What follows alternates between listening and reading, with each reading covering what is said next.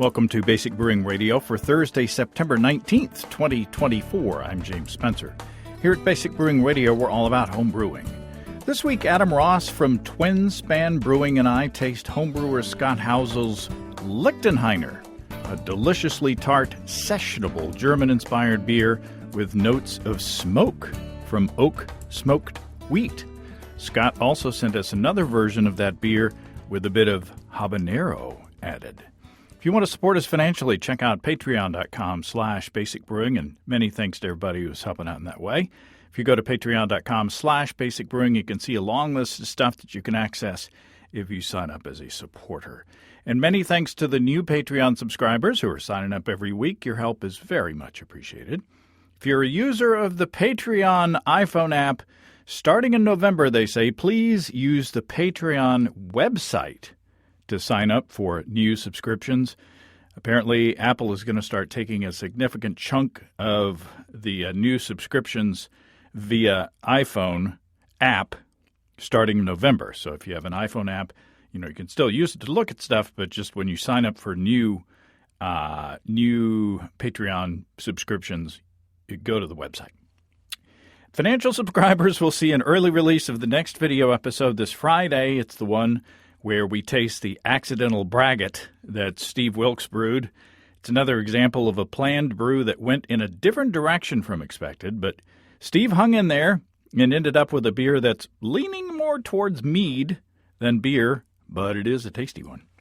Last episode, Matt Giovanisi from Brew Cabin took the Mash Your Luck Challenge and wound up with a low ABV, balanced bitterness, tart black beer with Australasian influences, which I think is like the toughest challenge yet.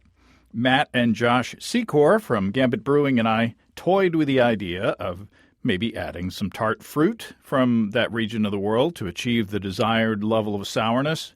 Well, we've been getting some feedback from y'all. Listener Curtis writes from Queensland, for the sour black high ABV Mash Your Luck brew, it's actually a, It was a low ABV beer, and regardless, for Curtis says Feijoa, Feijoa, is a common New Zealand fruit. Feijoa, and I have no idea if I'm pronouncing that right, is described on the internet is a smooth mango guava flavored fruit, which really sounds delicious. Curtis continues.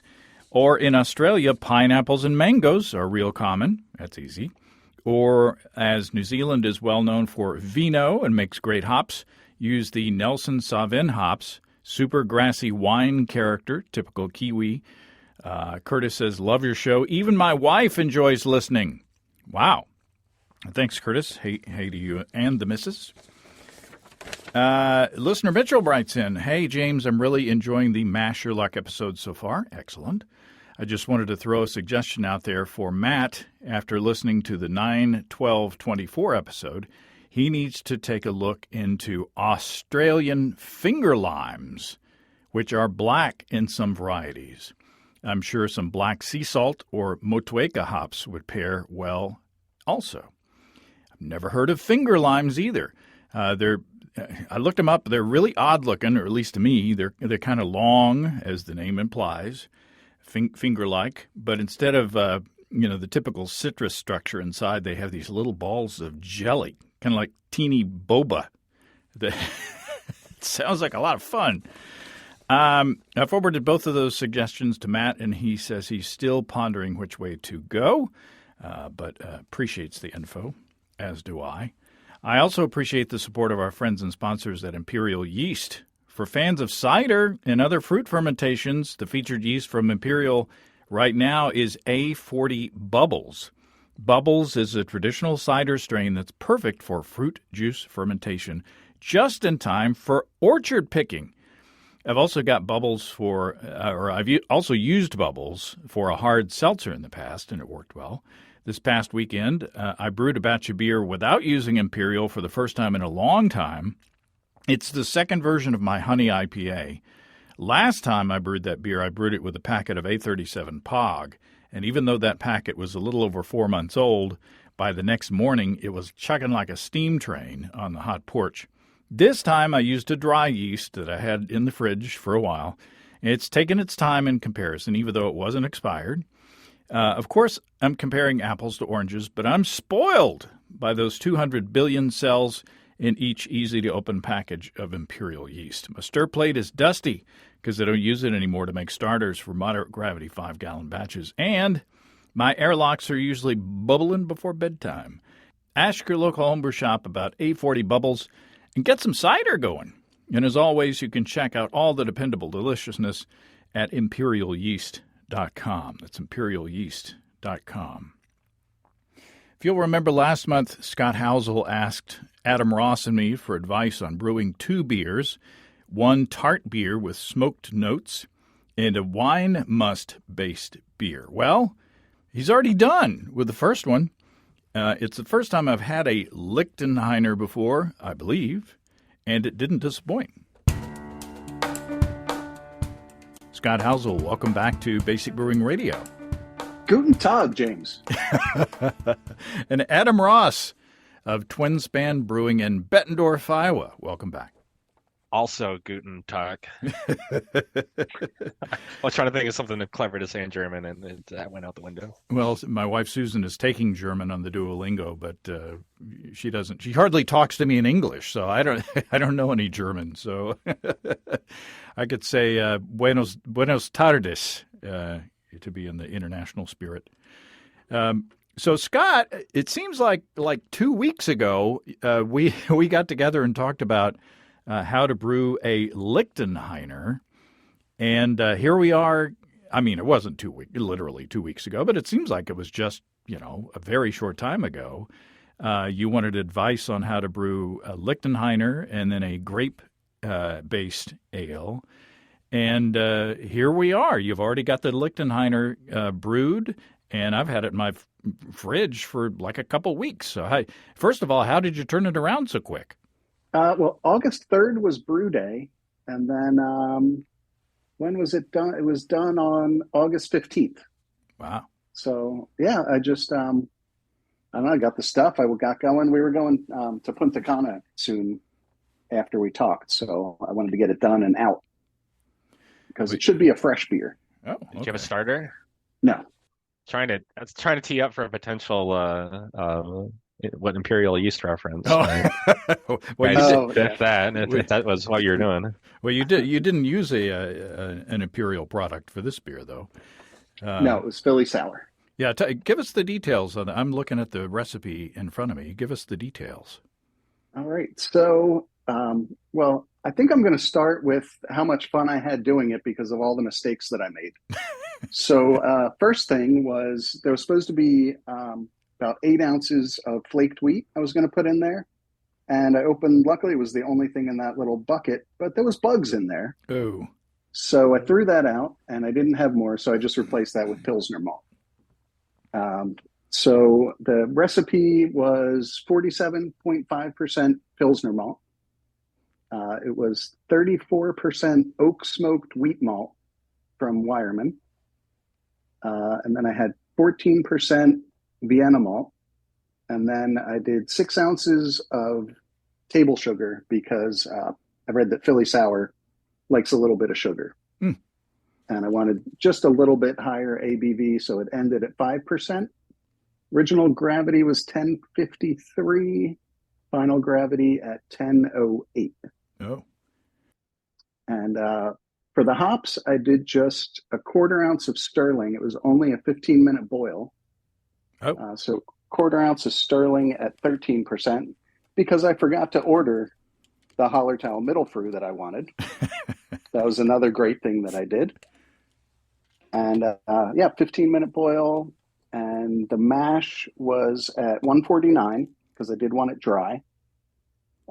Did a little water adjustment, but it was just about 2 grams of gypsum and just like a dusting of calcium chloride. It was 0.3 grams.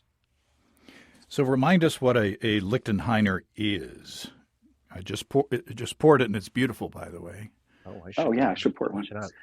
It is a smoky, sour, or tart beer. It says kind of mild on the sour. Out of Germany. It's kind of tough to find at this point. Well, I can I smell think the smoke right away. Not overpowering. right. I think to your point, Scott, I think I've maybe had one commercial example of this ever, so I don't know really what I'll be comparing this to. But yeah, I get smoke right away on the nose, and it's a beautiful pale yellow straw beer, very carbonated. The foam isn't going anywhere. And mine is just crystal clear. And as I said before, the yeast was Philly sour.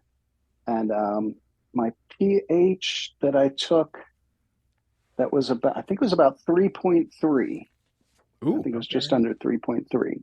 ooh, that's tart. I wouldn't call it sour necessarily, but it is very tart. Um, it's kind of like sweet tart level tart without the sweet. I actually, and I'm not even making a joke here. I had some sweet tarts right before we started recording, so I am. Yes, you are correct, sir. That is, it's close to that level. This is bizarre. It was, just sitting there. I wasn't gonna say no. It's just been years since I've actually had a sweet tart. I think the last one I had was thrown at me by someone on a float in a parade, and that's been like a year or two ago. Um, I prefer the Smarties, but that's just me.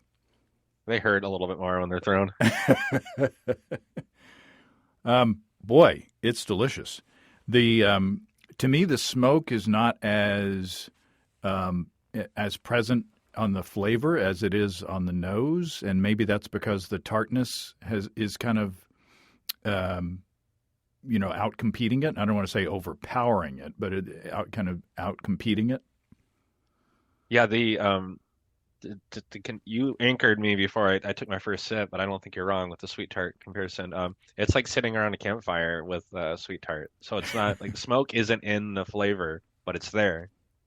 It's I'm not getting. I wouldn't.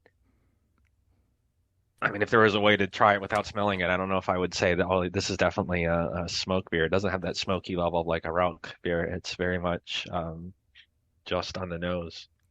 Yeah, some Yeah, some smoked beers, there's kind of a residue on the tongue. If they go overboard a little bit. I know Chris Colby loves smoked beers and loves like 100% smoked beers. But to me, if you go too far in the smoke, it's like this little residue on the tongue. I don't get that with this at all. It's very clean.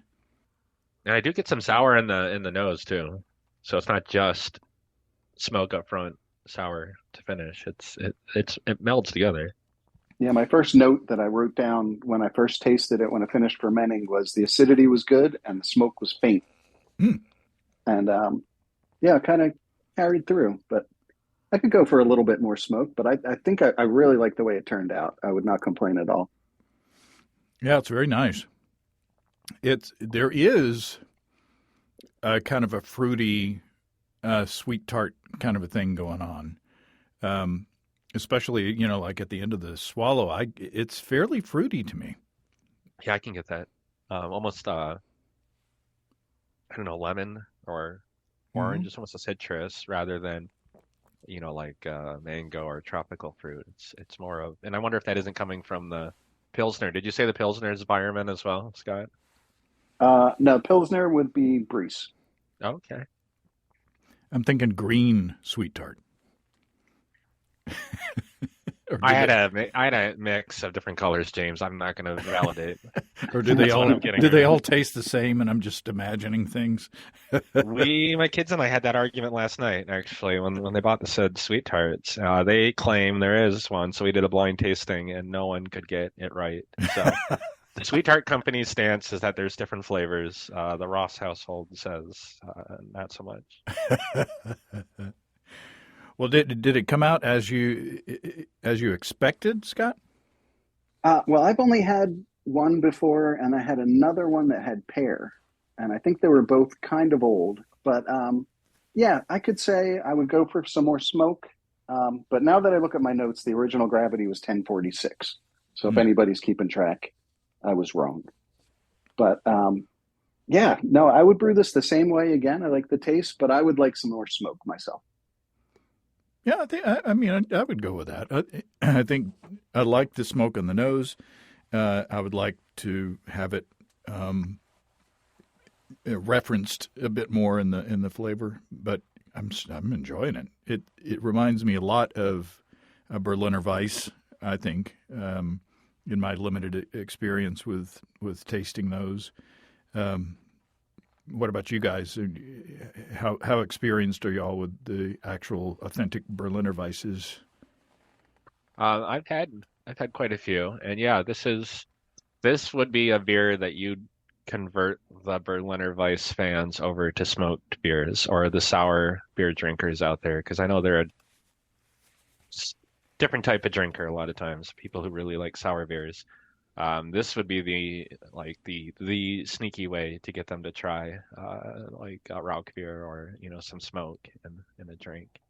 Because it Yeah. doesn't clash. It really just kind of sneaks in there and melds with it really nicely. No, it's would you? I guess it's would it be what would this be?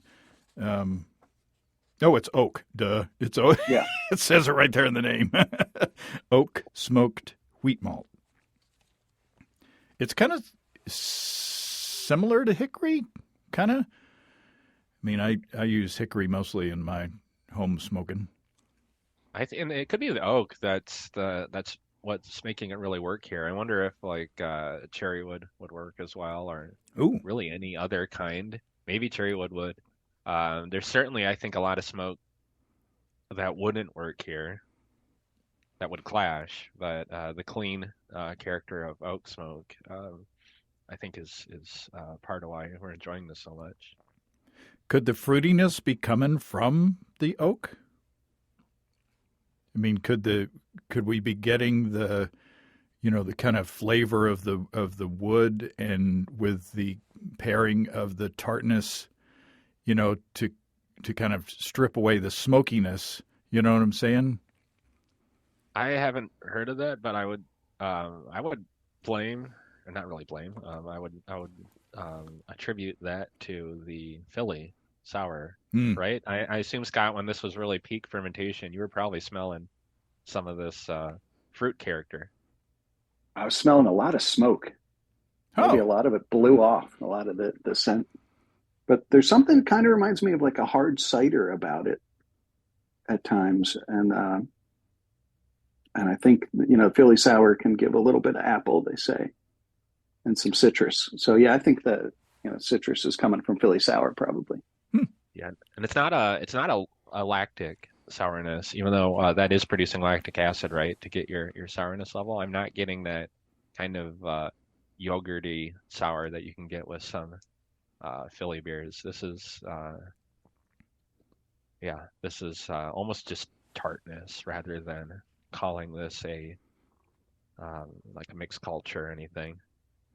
I could be talked into apple, for sure. So, Scott, you said you had one with pears in it. Were the pears that prominent? I almost feel like you could get someone to think pear with this without even adding pear.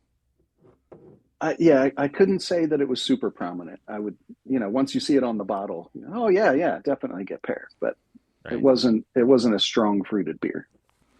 But you didn't stop there. No, I did not. Well, I kind of got inspired. I mean, everything tended to be smoky around that time. You got Steve's Masher Luck Braggot with the peat malt. James sent me that smoked habanero sack, that little spice sack that's delicious. And then my friend gave me a single malt whiskey from India that was peated. Oh. Just happened to do it like while this was fermenting. So, but then James' smoked habanero sack made me think, I'm going to put some habanero extract in some and see what happens. Yeah, that was a smelly sack that he sent us, and in a good way. I'm trying to be good. My whole kitchen smells of James' spice sack right now. I put the tiniest dash on everything. Once I can tell that it came out, I stop. and it's great. Yeah, I just just as background, and Patreon subscribers will have seen the process.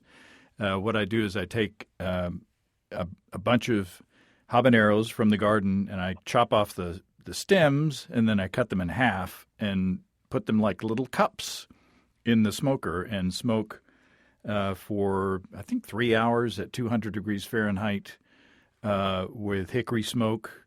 And then I take those and I put those in the food dehydrator and dry them out where they're nice and crispy. And then I put those in a little, the propeller spice chopper thing.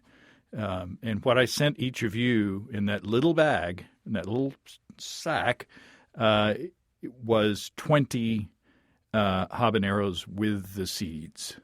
So Yeah, that's maybe 30 grams. I don't know if you weighed how much you put in there. No, I mean, I should. Next time I do it. Yeah, next time I do it, I should. Of course, peppers are mostly water, as are most things, I think. So once you remove all that, it's and it was tempting. They smell great, or at least I think so. The hickory smoke smells great. And the last time I did it, there were these tempting potato chip looking, halves of habaneros sitting in the food dehydrator. And I said, oh, well, I'll just eat one of those. Oh. And boy, it'll light you up. It is still half a pepper with the seeds. And so it retains, all the heat. But I think it brings some nice smoke to just about anything. I mean, I've got beans going in the Instant Pot right now that I sprinkle a little bit of that stuff on. So I highly it's good. It's recommend weaponized, but it's good. Yeah, a little goes a long way. Well, I'm glad y'all enjoyed it. That was a little bonus with my malt liquor beers that I sent y'all, and I also sent you the honey IPA, which I don't know if y'all have tasted that yet or not. No. But am I allowed to? Well, we could. All right. I mean, Twist my arm. Maybe it could be a bonus beer. I don't know if it's within arm's reach. So tell us about how did you add the habanero to the Lichtenhainer? I soaked some habaneros in vodka. I made an extract. And I wasn't as scientific. I knew it was the little dropper that I had. It was like 2 full squeezes per bottle. Ooh. So it wasn't really like graduated to a line. So the bottles may vary a little bit, but that was, each bottle got dosed at bottling time. It still smells the same. I'm getting less smoke. Either that or I've been acclimated to the smoke from the previous beer, but I'm actually getting less smoke on the nose. It's almost like I got to dip in there a little bit deeper to get it, and it's a little more, I don't know, dense, a little more concentrated. I took a sip, and at first I was going to say, I'm not getting much oh, there it is. I'm getting the habanero now. It sneaks up on you. All right, I'm going in. I have been born and raised in the Midwest, so this could be a fun ride for me. It's not overpowering. It's nice. It's not. It doesn't blow your head off. I think it builds as capsaicin does. Those many years ago, I did a show with a guy who was like a taste scientist, and he talked about all the different taste sensations in our mouth, and apparently the receptors that detect the heat from capsaicin, I think I'm saying that right, they are subcutaneous. So in other words, they're under the skin essentially, and that's why you can't just wash away heat. If you eat something hot, you can't just like rinse your mouth out and it's gone. It just kind of lingers, and so maybe I think that's why it takes a couple of seconds for heat to make it into your system. Yeah, this isn't aggressive at all. The amount I enjoy this. It is. It's not like it's this big painful like crescendo. It's just kind of like, oh, there it is. Like you said Yeah. earlier, just a little bit of, oh, there is a little bit of heat there. Yeah, this is not a dare drink. No. We're not sitting across from the hot sauce guy, uh, crying and Crying. crying and not trying. Yeah, exactly. Trying not to touch our eyes or anything. This is very nice. Oh, and it was slightly under pressure. I think you need the vanilla ice clip. I played it. I don't know if you heard it. Perfect. I heard a little bit, but yeah, it was like 2 psi. It was just kind of like to serve as the bubbler, Hmm. so nothing could get back in. So it was spunded. It was spunded, but very slightly spunded. Slightly spunded. Seriously spooned in. We can blame Adam for the. I think that's where we debuted the sound effect. I was talking to you about under pressure beer. Oh, and I still do it. Pretty much most of the beers at Twin Span Oh, are under pressure. there you go. I'm shocked that YouTube hasn't hit me up for the. A small fraction of people listen to our podcast on our YouTube channel, as opposed to the traditional podcast feeds. I'm Vanilla shocked. Ice is going to be in town here soon, so don't be too shocked. He might be coming for that reason. If he shows up at the brewery looking angry, It wasn't me. You're stealing that thing that I stole. But I can't remember what I was going to say now. I know what I was going to say. I don't know if you've heard this week's this week, the show that I posted yesterday, Adam. You challenged Matt Giovanisi to do a Masher Luck, and he did it. And so he is challenged now to do a low ABV, balanced bitterness, black sour with Australasian influence. weird. I like it. Yeah, and he re-rolled the sour and he got sour again. So that's the first time that's happened. Nice. And he also added some other categories. He added, well, I'm not going to remember. Oh, no, I've got my notes right here.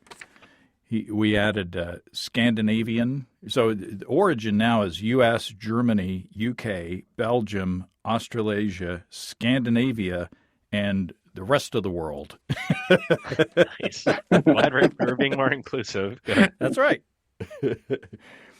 So anyway, yeah, so I'm looking forward to. He's got some ideas on what to do, and I love that he accepted the challenge. I was going full WWE style there, trying to. So, well, it's going to be a throwdown. He got the toughest one yet, I think. It's going to be tricky. I think so. Yeah. Yeah, it's going to be tricky. But I'm listening to it yelling, "Put some smoke in there." He might actually. Who knows?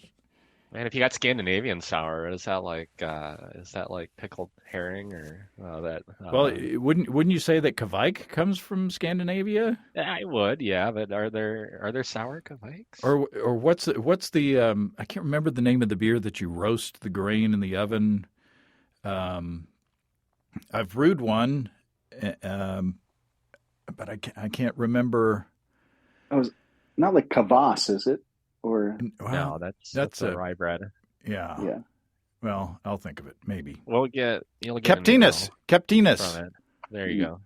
Thank you. Whew. Oh my God. And now I'm going to get an email for that pickled herring comment. So Well, you wouldn't let me cut out the clip last time of you having a Willy Wonka costume. So, no remember? emails from that yet. So this is delicious. I think this is a well done addition of the both the smoke and the habanero. There's not a lingering heat that I find distressful. Of course, I'm kind of a heat seeker, but I think it's very well done. in the, habanero has a fruity flavor of its own. I'm not sure if we're getting that, because it's kind of competing probably with the fruity character of the yeast. But yeah, I would drink a full pint of this with no problem whatsoever. Yeah, same. And as it warmed up, my sample warmed up here. I seem to definitely get less smoke and more pepper on the nose. But it is not a hot beer. It is not. Um, I wouldn't warn anyone who's really sensitive to peppers about this even. It's just it's a really nice, easy drinker and totally different than the first one. Like I think these two beers have more different than in common, and I personally like the first one a little bit better, but this one has definitely its own strengths and place. Yeah, the first one is a little more. Of course, it's flatter now, but it's a little more fruity to me than the second one. I like them both. I don't know which one I would like better, actually. I could definitely drink the plain one more and more often. And this is based on experience. Well, everybody got really excited that I said I made another hot pepper beer, so everybody wanted one. And then then I ran out, and then people were excited about getting a smoky sour because they'd never heard of it before. No. So now I got like 4 left. Nice. You're too good of a brewer. You need to hang up a shingle somewhere. I like that you had a restrained hand on the pepper because I'm not a heat seeker. I do like some hot foods, but I usually don't like to drink hot beverages, spicy beverages. It just seems like they were really hard to avoid 10, 15 years ago. There's a lot of just really unbalanced hot peppers, at least in my market, hot pepper beers. And we've been guilty of it. We at Twinspan, I've done 2 releases now with Carolina Reaper beers. And it is from one of my partners who is a heat seeker. Absolutely. We sold it small batch, and I stand behind every beer we sell, but it was definitely one you said, let's try a little 1-ounce pour before you even commit to a 4-ounce flight glass. It was very intense.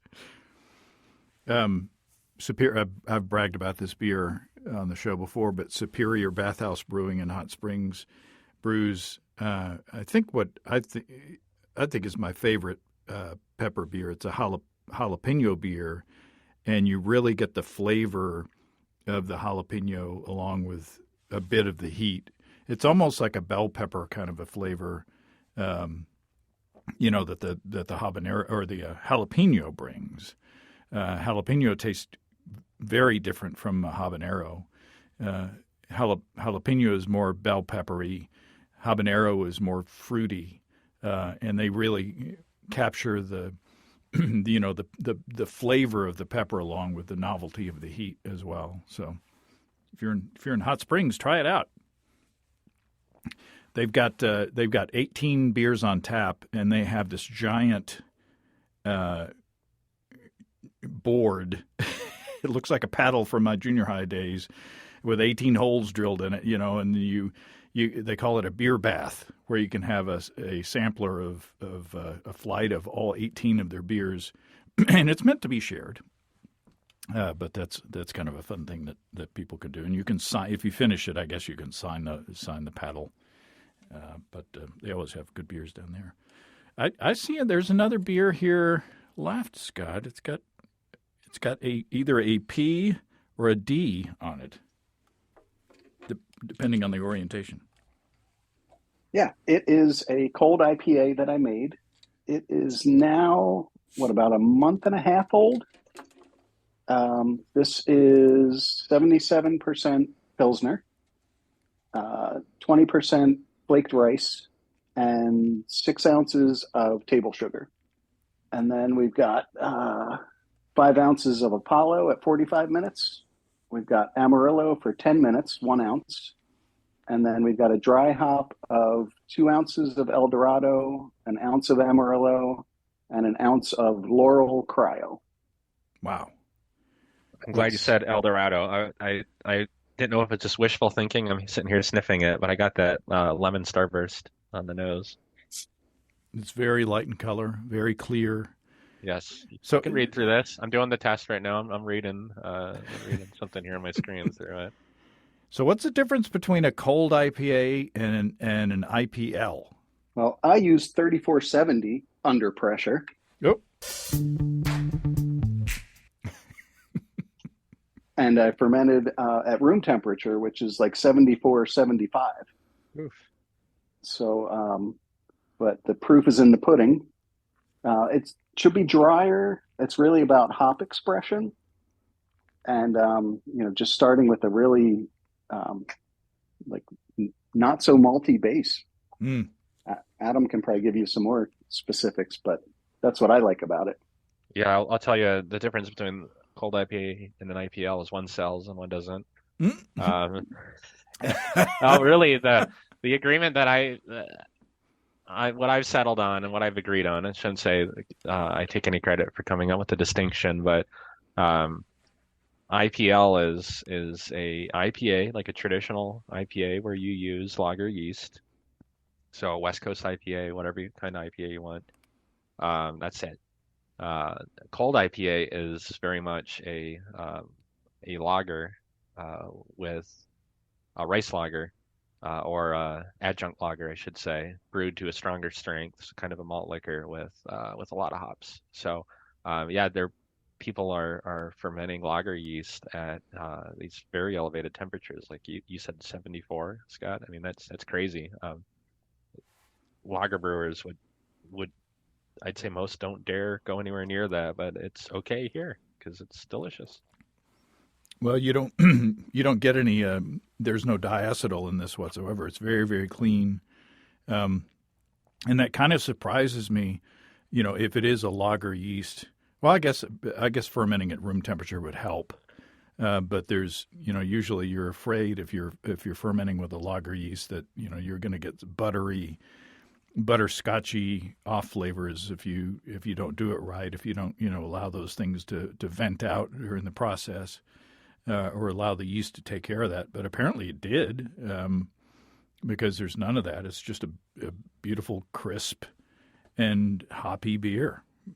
It's way Yeah, good. I don't know if you would get the same effect. I always hear 3470 is used in cold IPAs. I don't know about other lager yeast if they behave the same way as this. 3470 is a workhorse. You can ferment lagers at elevated temperatures. I believe the Brewlosophy folks have done that, and they've done their blind tasting, and people couldn't tell.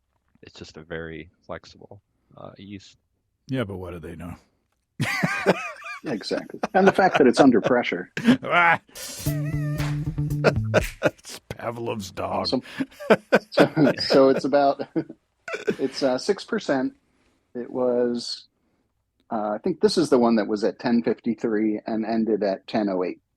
Oh, wow. And I went heavy on the gypsum.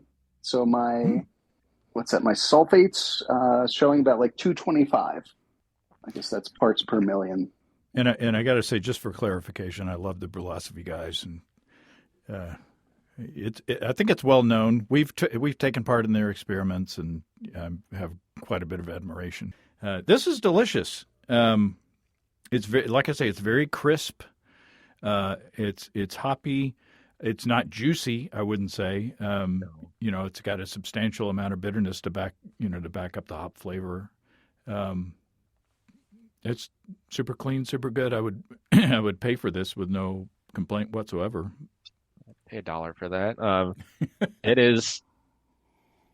I'm trying to zero in on what is the flavor memory that it's giving me, and I'm getting this.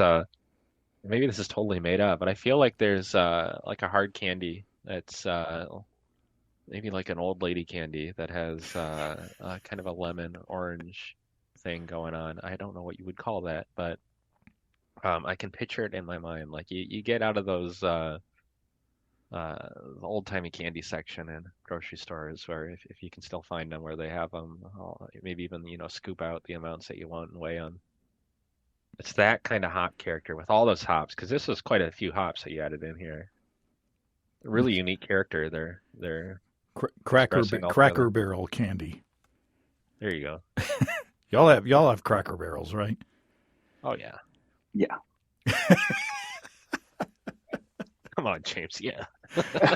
That's where you. I drive by one every day. I never go to it, but I do. We do have one that I drive by pretty much every day. They got a good breakfast. That's what's.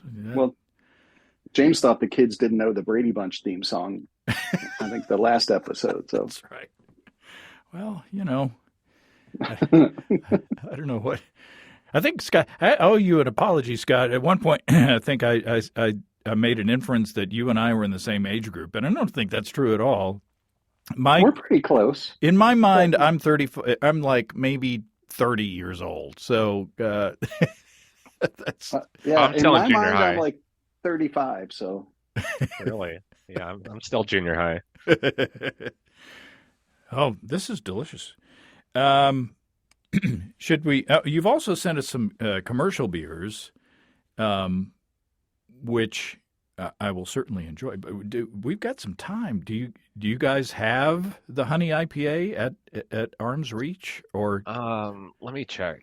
It's just outside my office here. I can look for it. yeah, I can go grab one. I got it in the fridge. I'll make an edit. I don't have it cold. So would you be offended if Scott and I sampled it?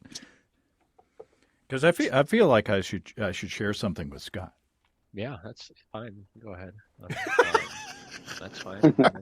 Are you going to be mad now? I'm wishing I would have stuck that one in the fridge. I thought I had, but I have an unlabeled red capped bottle that I thought it was, but that's not what it is. No, it says honey IPA in my scribbly, scratchily drawn letters on the top. Yeah, well, maybe Adam can come back later and pull a Steve and jump in afterwards. Just record a Yeah, it's delicious. a tipsy thing where he says it's great. I'm gonna drunk dial you tonight with my notes. Great.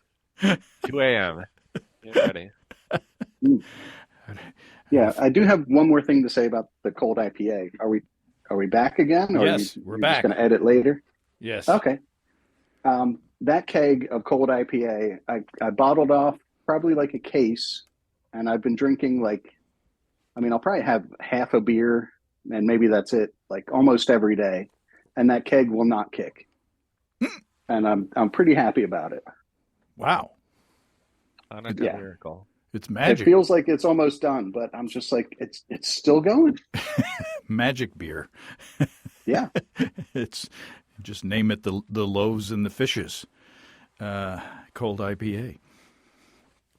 Okay, so you've got my honey. And I'm not going to. I've said the recipe several times on the show, including the latest video episode we posted. So if you want the recipe, look for that. This is the honey IPA made with Pog on the porch, with Pilsner and Centennial and local honey. So cheers, Scott.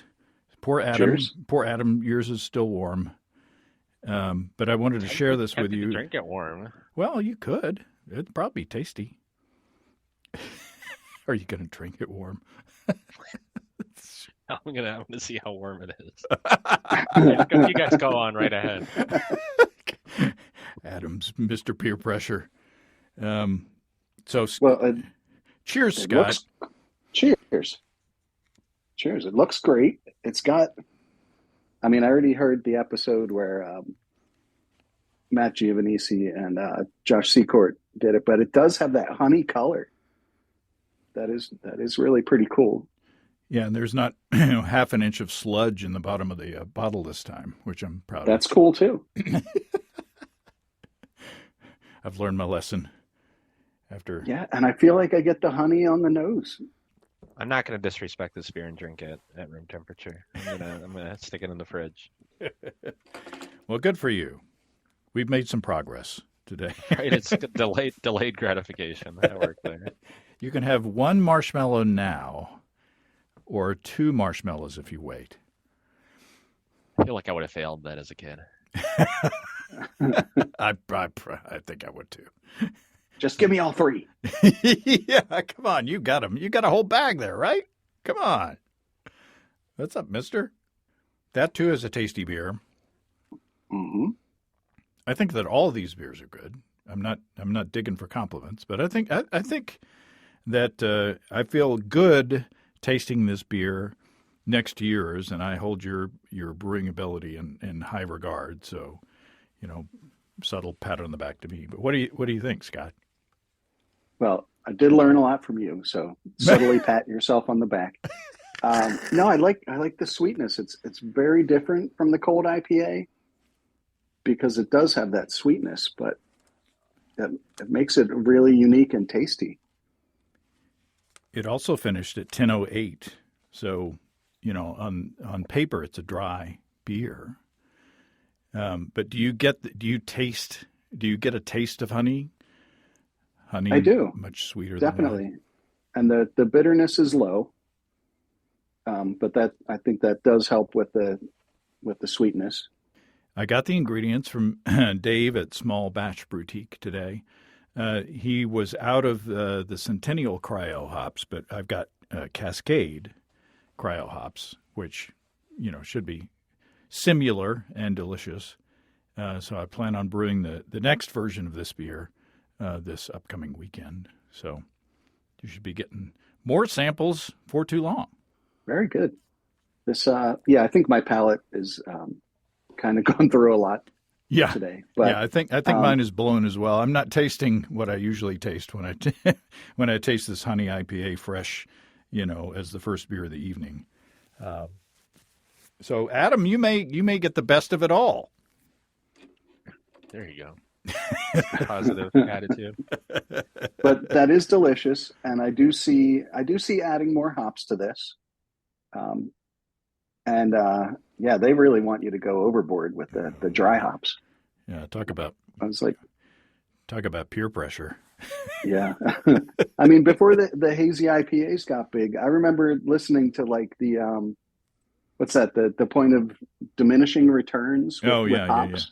Yeah. There was a lot of science on that, and I was thinking, this is great. I don't have to go crazy and dry hop more than 8 ounces in a 5-gallon batch because it's not really doing that much more. And then the hazy IPA came along and never mind that point of diminishing returns, just put it all in there. Just add some more hops, dude. Yeah. That was some advice. Steve and I interviewed a fairly local brewer, and he was like, man, I taste my IPA and then I taste Oscar Blues, Dale's Pale Ale, and just theirs is so much more hoppy. And I actually contacted Dale and I was like, how do I make my beer like yours? And Dale apparently said, just put some more hops in it, dude. Yep. So that's one of Steve and my catchphrases. Just put some more hops in it, dude. Well, so the other beer to close out, Scott, the other beer that we talked about on the show the other day was the grape-based beer. So have you made any progress in that regard with your using the concentrated must from the wine kit to make the grape beer? No, that is, it's chasing me down. But that one I want to spend a lot more time on brew day. So I'm waiting for a day when I feel like really putting some time into it. Well, that's good. I think I trust your instincts, especially when you're going into kind of like uncharted territory, at least, for us. So yeah, I'll be looking forward to an update. Yeah, hopefully soon. I have my ingredients, and then suddenly I realize, all right, tomorrow I'm brewing. So I have great expectations it will turn out just fine, Scott. Did you say grape expectations? I'm sorry, I did. Okay, it's time to go. Stop whining, James. I apologize. Stop whining. Oh. It keeps going. It's my turn, but I can't. Let's put a cork in it, and does that work? There you go. You got there. That's close enough. All right. I'm going to hit the stop button. Thanks, guys. Auf Wiedersehen. Many thanks to Scott, as always, and Adam. We're getting together next to sample my malt liquor with Chris Colby, who helped me formulate that recipe. I've been saying that it didn't go as planned. I had another one the other night, and it's tasting very good after lagering in the keg for several weeks. No spoilers. It's not what I was intending, but boy, it's tasty. If you have brewing questions, show suggestions, or just want to say howdy, write to james@basicbrewing.com or just fill out the contact form at basicbrewing.com, and please don't forget to tell us where you're from.